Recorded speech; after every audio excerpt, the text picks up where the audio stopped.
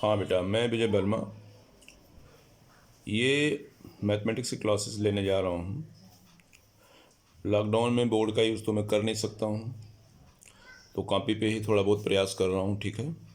और ये उनके लिए है जो मूड बना लिए हैं 10 के बाद 11 में जाने के बाद वो मैथमेटिक्स लेने की सोच रहे हैं, जिन्होंने मूड बना लिया है, तो उन्हीं के लिए है। तो थोड़ा मैं प्रयास कर रहा हूँ, हम लोग देखिए। तो 11th क्लास में मैथमेटिक्स लेने वाले बच्चों के लिए फर्स्ट चैप्टर जो है उसका नाम है सेट थ्योरी। Set theory.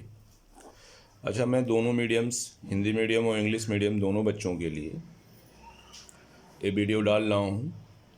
वैसे मैथ्स में कोई बहुत बड़ी मायने नहीं रखती हिंदी इंग्लिश की, बट दोनों मीडियम के बच्चे इसको पढ़ सकते हैं, ठीक है।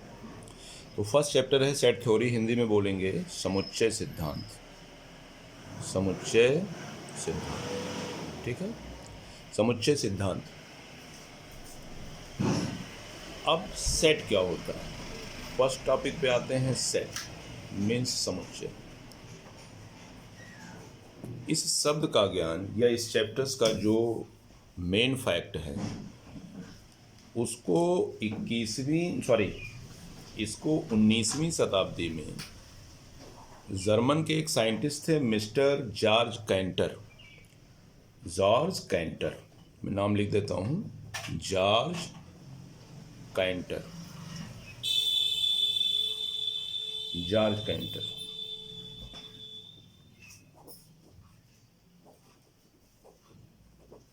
जॉर्ज कैंटर ने दिया था।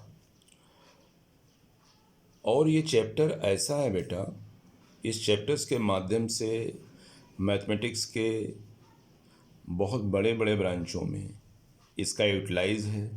जैसे अपर क्लासेस में आप पहुंचोगे तो मिलेगा paper real analysis, real algebra.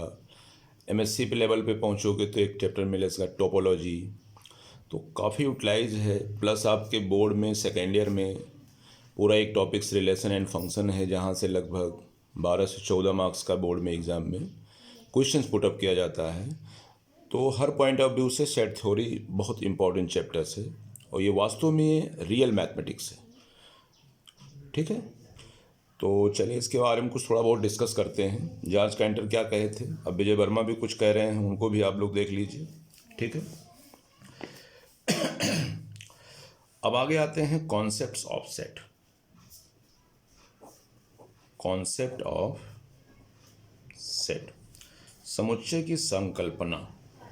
Hindi में अंग्रेजी दोनों में लिख दे रहा हूँ। समुच्चय की संकल्पना। संकल्पना आधा ला है ये। छोटा छोटा डिफिनीशंस है, बेसिक चीज़ें हैं, वैसे कोई ख़ास नहीं है, बट बताना ज़रूरी है। समुच्चय की संकल्पना। आप सुबह से शाम तक अपने दैनिक जीवन में सुबह से शाम तक आप सेट ही लगाते हो। कोई बच्चा टी शर्ट का सेट लगाता है, कोई बच्चा डिनर सेट लगाता है, कोई बच्चा रंगों का सेट लगाता है, कोई बच्चा जूतों का सेट लगाता है।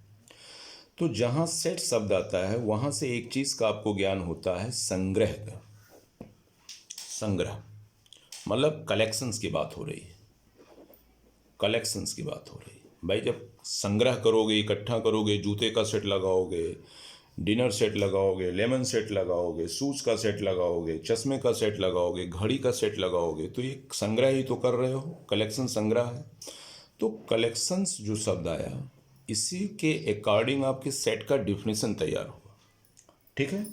तो समुच्चय का जो रियल डिफिनीशन है वो संग्रह से निकला है। अब समुच्चय की डिफिनीशंस की बात करें तो समुच्चय की डिफिनीशन, समुच्चय को हिंदी में बोलते हैं समुच्चय, या इसी को कुलक बोलते हैं। हिंदी वाले बच्चे समझ लें कुलक, अंग्रेजी में वाले बच्चे समझ लें इसको सेट। सेट की जो परिभाषा है, इसको आप लोग नोट भी कर सकते हैं। वस्तुओं के सुपरिभाषित संग्रह को, वस्तुओं के सुपरिभाषित संग्रह को, सुपरिभाषित संग्रह को, वस्तुओं के सुपरिभाषित संग्रह या समूह भी लिख सकते हो आप लोग। वस्तुओं के सुपरिभाषित संग्रह या समूह को समुच्चय कहते हैं। समुच्चय कहते हैं। ये डिफिनेशंस आप लोग नोट करिएगा, यहाँ से अगर करना होगा, ये तो नहीं, समुच्चय कहते हैं। और दूसरी बात, समुच्चय को निरूपित करने के लिए हमारे पास कर्ली ब्रैकेट का यूज़ किया जाता है। किसी भी सेट को, किसी भी समुच्चय को निरूपित करने के लिए कर्ली ब्रैकेट, इस तरह से आप लोग देख लीजिए, कर्ली ब्रैकेट बनाना भी सीख लीजिए। कर्ली ब्रैकेट ऐसे बनती है, कर्ली ब्रैकेट से डिनोट करते हैं। अंग्रेजी में इसी परिभाषा को आप लिख लीजिए, collection of well defined, collections of well defined objects is called set and denoted by curly bracket। ये तो था डिफिनेशन छोटा सा। समुच्चय की जो परिभाषा है, वस्तुओं के सुपरिभाषित संग्रह या समूह को समुच्चय कहते हैं। इसे कर्ली ब्रैकेट द्वारा निरूपित करते हैं। या अंग्रेजी में इसी बात को बताया गया, collections of A well defined object is called set and denoted by curly bracket. अच्छा, किसी भी सेट को निरूपित करने के लिए हम अंग्रेजी के capital A B C D dot dot dot and so on Z तक, अंग्रेजी के कैपिटल अक्षर A B C D dot dot Z तक, ये तो था छोटा सा डिफिनेशन। हमने पहले ही बता दिया कि सेट जो है एक संग्रह होता है विभिन्न प्रकार का। अब यहाँ पे दो वर्ड नया आया, परिभाषा जब हम आपको बताएंगे तो वस्तुओं के सुपरिभाषित संग्रह या समूह को समुच्चय कहते हैं। अब सुपरिभाषित जो शब्द आया, वेल डिफाइंड, यहाँ पे इसका मतलब समझ लीजिए आप लोग बस। वेल डिफाइंड का मतलब होता है कोई ऐसी बात जो कॉमन हो। जैसे एक छोटा सा मैं व्यवहारिक उदाहरण ले रहा हूँ, पक्षियों का एक समूह है, लेकिन पक्षियों के समूह में अंडे देना। देखिए, पक्षियाँ कई प्रकार के होते हैं, कुछ नीचे रहते हैं, कुछ आकाश में उड़ते हैं, लेकिन अंडा देना जो है तो ये वेल डिफाइंड हो गया। दूसरा एक उदाहरण और मैं व्यवहारिक ले रहा हूँ, जैसे मैं आपसे कहूँ कि भारत के प्रधानमंत्रियों का सेट, तो प्रधानमंत्री जो शब्द आया है वो आपका वेल डिफाइंड है। प्रधानमंत्री जो शब्द है वो वेल डिफाइंड है। तो वेल डिफाइंड का मतलब समझिए ध्यान से, सुपरिभाषित। प्रधानमंत्री जो शब्द आया है वो अपने आप में वेल डिफाइंड है। जैसे मान लीजिए मैंने कहा किसी क्लास में लंबे बच्चों का समुच्चय, तो लंबा जो शब्द है ये वेल डिफाइंड नहीं है, लेकिन अगर इसी बात को हम बोल दें तो लंबा शब्द से जो सेट बनाएंगे हम, वो समुच्चय नहीं बनेगा। लेकिन अगर बोल दूँ मैं कि क्लास में 1.5 मीटर से लंबे बच्चों का, तो 1.5 मीटर से लंबे ये वेल डिफाइंड हो गया। तो वेल डिफाइंड मतलब आपको बात समझ में आ गई। वेल डिफाइंड शब्द उसको बोलेंगे जिसमें कोई एक बात निष्कर्ष निकलेगा, जैसे 1.5 मीटर से लंबे भारत के प्रधानमंत्री। समझ में आ रही मेरी बात? भारत के प्रधानमंत्री 1.5 मीटर लंबे, अंडे देने वाले पक्षी। तो जो अंडा शब्द है या प्रधानमंत्री जो शब्द है या जो अभी मैंने बताया 1.5 मीटर से लंबे, इस तरीके से जब डिफाइन करेंगे तो वो कहलाएगा वेल डिफाइंड। तो ये तो था थोड़ा सा डिफिनेशंस किसका, सेट का। वेल डिफाइंड का मतलब क्लियर हो गया। इसको हम कर्ली ब्रैकेट से डिनोट करते हैं। अंग्रेजी के ए बी सी इस तरह से लिखेंगे, मैं आगे और समझा रहा हूँ। A is equal to curly bracket. अब कर्ली ब्रैकेट के अंदर क्या लिखना है भी मैं बाद में बताता हूँ। तो व्यवहारिक भाषा में ये चीज़ें हो गई, लेकिन मेन चीज़ जो फैक्ट है, सेट को स्टडी करना है आपको नंबर्स के ऊपर। मेन चीज़, सबसे इम्पॉर्टेंट बात, मैं यहाँ पे 3-4 स्टार बना देता हूँ, इसको आप लोग दिमाग में बिल्कुल बिठा लीजिए। आपको नंबर का बहुत अच्छा ज्ञान होना चाहिए। नंबर, संख्याओं का ज्ञान आपको बहुत अच्छे होने चाहिए।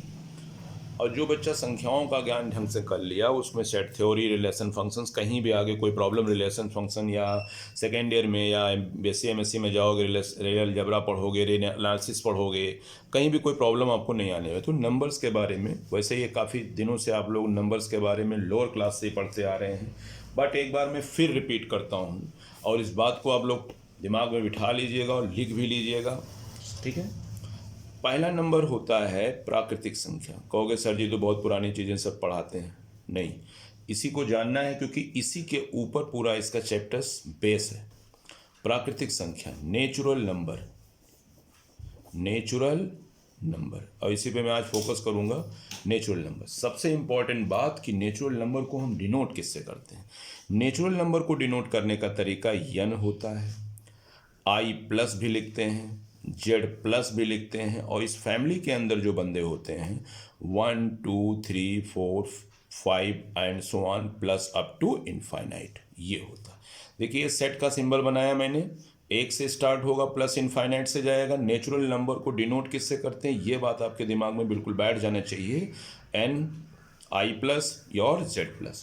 दूसरी फैमिली होती है होल नंबर, जिसको हिंदी में बोलते हैं पूर्ण संख्या।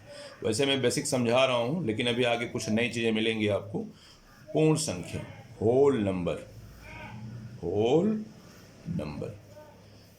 होल नंबर को डिनोट करते हैं अंग्रेजी के कैपिटल W से, और इस फैमिली में स्टार्ट होंगे 0 1 2 3 4 dot dot dot plus up to infinite. Clear, whole number. तीसरी जो फैमिली होती है बेटा, वो पूर्णांक होता है, पूर्णांक। पूर्णांक इसको बोलते हैं हम इंटीजर, इंटीजर। अब इंटीजर में क्या होता है, इंटीजर को डिनोट करने के किसी किताब में आपको i मिलेगा, किसी किताब में आपको z मिलेगा, तो आप लोग टेंशन में मत आइएगा। इंटीजर्स फैमिली में क्या क्या होता है, 0 1 2 3 4 dot dot dot plus infinite, -1 -2 -3 dot dot dot minus infinite and so on. ये सेट होता है इंटीजर का। 0 से स्टार्ट होगा, 0 1 2 3 4 plus infinite, -1 -2 -3 -4 dot dot minus infinite, ये होता है इंटीजर की फैमिली। ठीक। अब इंटीजर में ही कुछ नियम्स और आते हैं। पॉजिटिव इंटीजर आता है, धन पूर्णांक जिसको बोलते हो, धन पूर्णांक। पॉजिटिव इंटीजर्स में धन पूर्णांक, इसको आप लिख सकते हो पॉजिटिव इंटीजर, धन पूर्णांक। अब धन पूर्णांक को डिनोट करने के लिए i प्लस और z प्लस और नेचुरल नंबर भी बोल सकते हैं। क्वेश्चंस में इसी के ऊपर बेस्ड मिलेगा, तो अभी से दिमाग में बिठा लीजिए कि कौन सी फैमिली को हम किससे रिप्रेजेंट करते हैं। अभी लोअर क्लास नहीं, आप लोग हायर क्लास में पहुंच गए हैं, i प्लस से या z प्लस से या नेचुरल नंबर से। तो इसके अंदर फैमिली में कौन आएंगे, 1 आएगा, 2 आएगा, 3 आएगा, 4 आएगा, 5 dot dot dot plus up to infinite.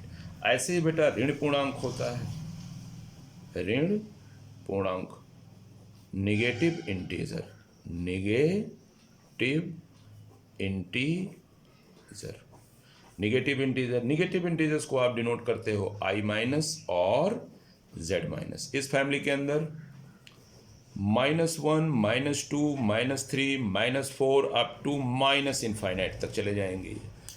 वैसे बेसिक चीज़ें मैं बता रहा हूँ, लग रहा होगा सर ये क्या पढ़ा रहे हैं, लेकिन यही बेटा बेस है। ऋण पूर्णांक हो गया। अब नेक्स्ट आती है परमेय संख्या, वही पुरानी आप लोगों की जानी पहचानी परमेय संख्या। अंग्रेजी में बोलेंगे rational number, rational number. Rational number की फैमिली को डिनोट करने का जो तरीका है वो है आपका Q, और इस फैमिली के अंदर आएंगे p/q जैसे नंबर, खैर जहां Q does not equal to 0 है। और क्या क्या होगा, और P तथा ये जो P है ये Q, P और Q क्या होने चाहिए, पूर्णांक होने चाहिए। ये आपका परमेय संख्या। लाइक एज आप समझ सकते हो, मैं एग्जांपल छोटा सा दे दूं, 2/3 5/7 -3/2 डॉट डॉट एटसेट्रा। मतलब डिवाइड वाले नंबर आज से बेसिक चीज़ें हैं, क्लास 8 में भी पढ़ा होगा। आपको मेन जानना यह है कि रेशनल नंबर को हम रिप्रेजेंट किससे करते हैं, तो Q से करते हैं। ठीक है, रेशनल नंबर को किससे रिप्रेजेंट करते हैं, Q से। अच्छा, अब रेशनल नंबर में भी दो केसेज होती हैं। अब अगर आपसे कह दिया जाए कि positive rational number, positive rational number, और यहां पे मैं रख दूं negative rational number, negative rational number. तो पॉजिटिव रेशनल नंबर को हम डिनोट करेंगे Q प्लस से और निगेटिव रेशनल नंबर को हम डिनोट करेंगे Q माइनस से। तो बार बार ये समझा रहा हूँ, Q प्लस है इसका मतलब इसके अंदर सिर्फ पॉजिटिव वाले आएंगे, 2/3 आएगा, 7/5 आएगा, 8/9 आएंगे। निगेटिव वाले में -3/2 आएगा, -10/7 आएगा, एटसेट्रा, मतलब निगेटिव वाले आएंगे। तो रेशनल नंबर को रिप्रेजेंट करने का तरीका आपको समझ में आ गया। तो इतने नंबर्स हो गए, पॉजिटिव नंबर्स, निगेटिव नंबर्स, धन पूर्णांक, ऋण पूर्णांक, सारी चीज़ें पीछे से आगे तक ये क्लियर हो गई। अब नेक्स्ट आती है इरेशनल नंबर। इसकी बात करते हैं इरेशनल नंबर। यहाँ बच्चे कंफ्यूज रहते हैं। इरेशनल नंबर, इरेशनल नंबर की डिफिनेशंस और इसको डिनोट कर, इसको कहते हैं अपरमेय संख्या। अपरमेय संख्या, अपरमेय संख्या क्या होती है?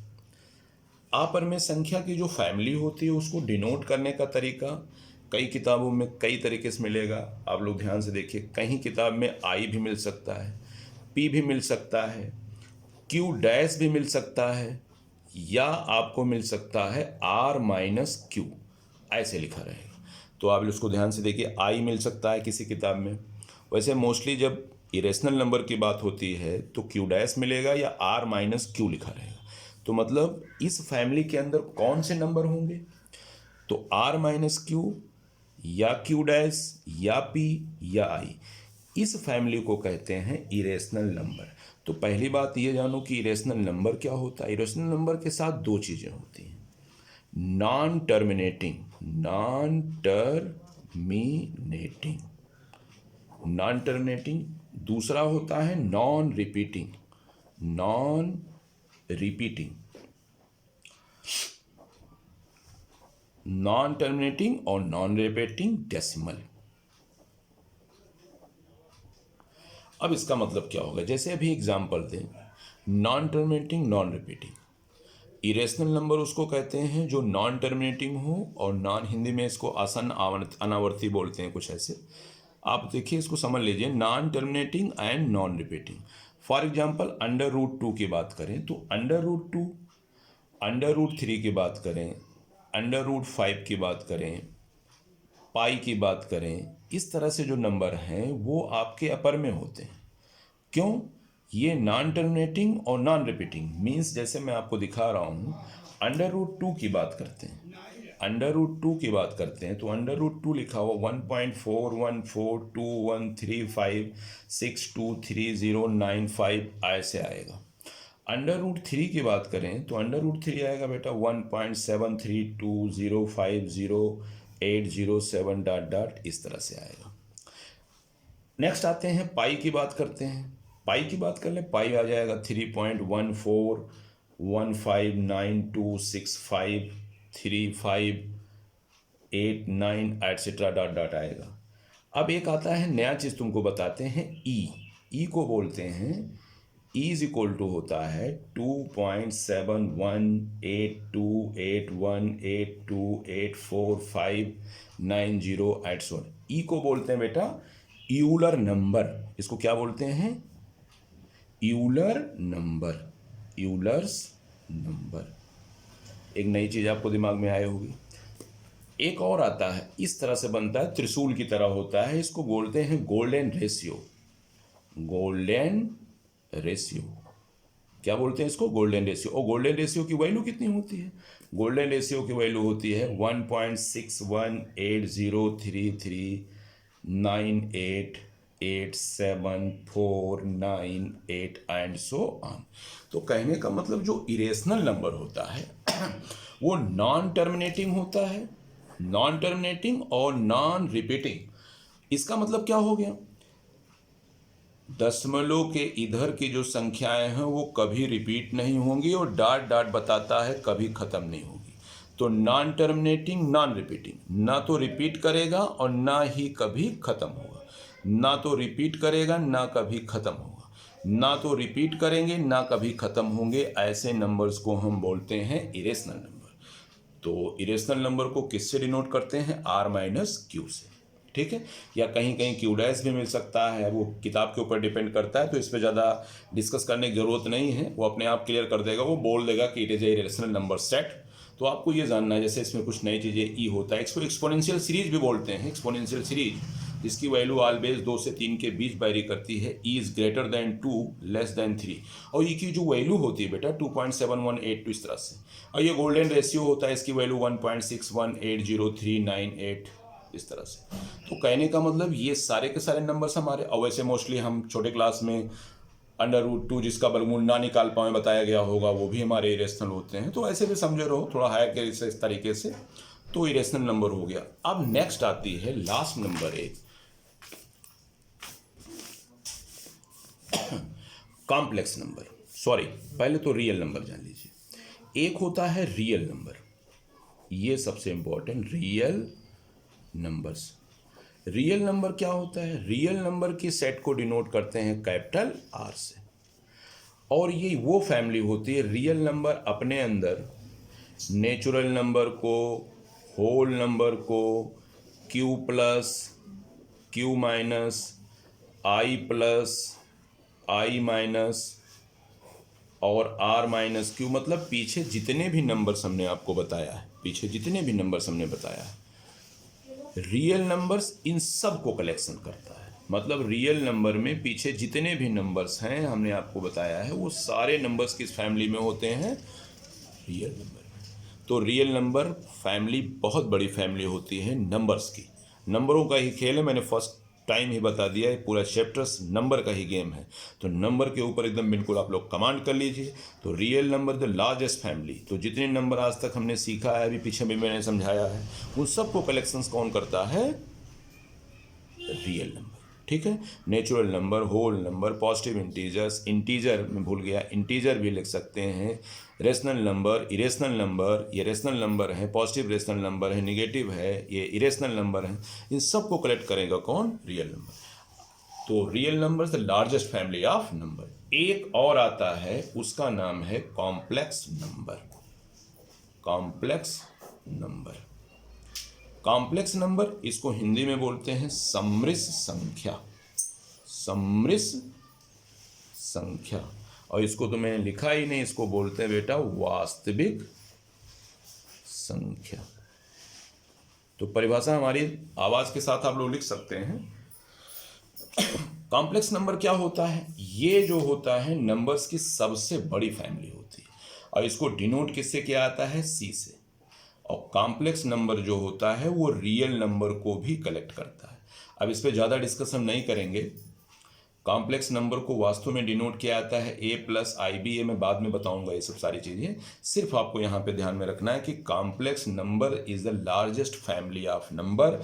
कॉम्प्लेक्स नंबर अपने अंदर रियल नंबर को भी रख लेता है, और रियल नंबर सबको रखे रहता है, इसका मतलब कॉम्प्लेक्स नंबर द हाइएस्ट, ठीक है, लार्जेस्ट नंबर ऑफ फैमिली।